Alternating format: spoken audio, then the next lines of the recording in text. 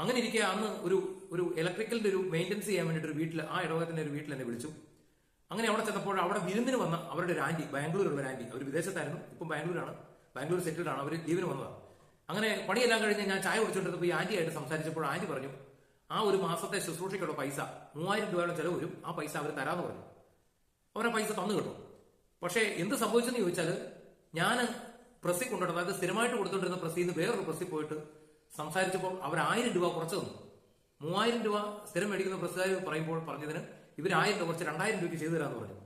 പക്ഷേ സംഭവം മാസിക പ്രസിദ്ധീകരിച്ച് വന്നപ്പോൾ ഒരു വകയ്ക്കും കൊള്ളിയല്ലാത്ത കടലാസും നിലവാരമില്ലാത്ത പ്രിന്റിങ്ങും വർക്കും. എനിക്കിത് കണ്ടപ്പോൾ സത്യം പറഞ്ഞു കഴിഞ്ഞാൽ എന്റെ ചങ്ക് തകർന്നു പോയി. പ്രിയപ്പെട്ടവരെ, ദൈവത്തിന്റെ പരിശുദ്ധാത്മാവ് എനിക്ക് തന്നൊരു തിരിച്ചറിവ് എന്നാണെന്നറിയോ? ദൈവത്തിന്റെ ശുശ്രൂഷയ്ക്കായിട്ട് ഇറങ്ങിയിട്ട് ദൈവത്തിന്റെ ആ തിരികിതം അന്വേഷിക്കാതെ സ്വന്തം ബുദ്ധി കൊണ്ട്, സ്വന്തം യുക്തി കൊണ്ട് ചിന്തിച്ചിട്ട് എന്ത് ചെയ്തു? പിറ്റേ മാസത്തേക്ക് ഇതിൽ നിന്ന് 1000 രൂപ ലാഭിച്ചു വെക്കാനായിട്ട് ശ്രമിച്ചു.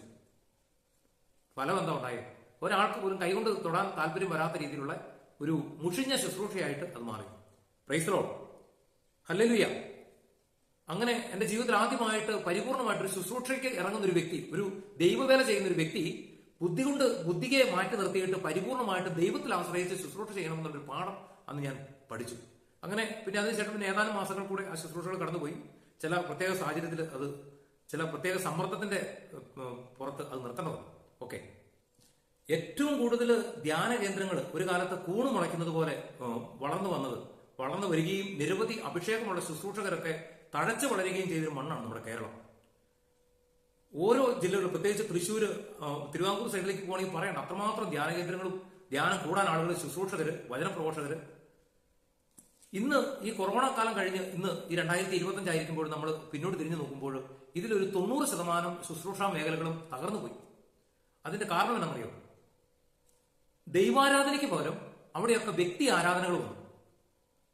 പ്രത്യക്ഷമായിട്ട് ദൈവത്തെ ആരാധിക്കുമ്പോഴും പരോക്ഷമായിട്ട് വ്യക്തിയെ ആരാധിക്കുന്ന അവസ്ഥയിലേക്ക് വന്നു.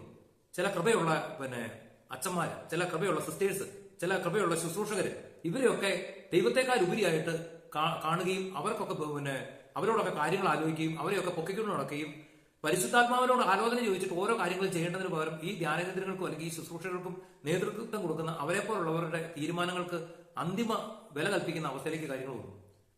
ഈ ശുശ്രൂഷ പിന്നെ മുന്നോട്ട് പോകുമോ? പോകാതിരുന്നതിൽ എന്തെങ്കിലും അത്ഭുതം വിചാരിക്കേണ്ട കാര്യമുണ്ടോ?